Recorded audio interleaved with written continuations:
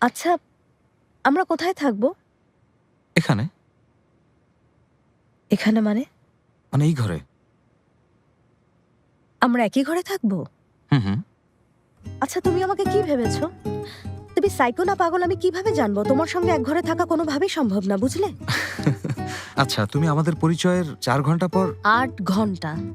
পরিচয়ের 8 ঘন্টা পর আমার প্রস্তাব গ্রহণ করেছো, আমার বাড়িতে চলে এসেছো, আমার স্ত্রী হিসেবে অভিনয় করছো, আর এখন বলছো আমি পাগল হয়ে গেছি। ওটা সম্পূর্ণ আলাদা বিষয়। আমাদের চুক্তিতে এমন কিছু ছিল না। না তো ছিল।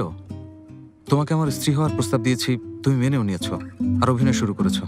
আর আমার জানা মতে স্বামী স্ত্রীরা তো একই বাড়ির ভেতর, একই ঘরের ভেতরে, এমনকি একই বিছানায় থাকে, এটাই স্বাভাবিক।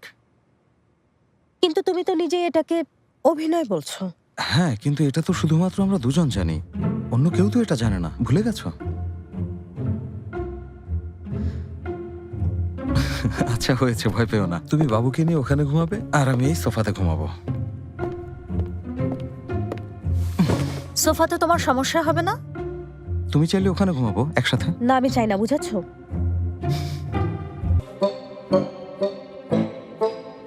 সেলিম,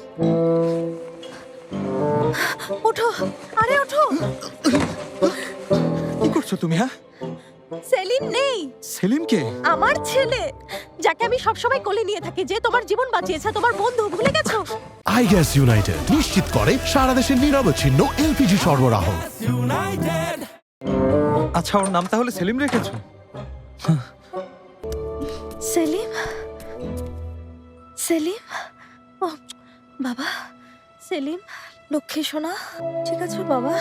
জ্বর কমেছে? হ্যাঁ, ও লক্ষ্মী সোনা।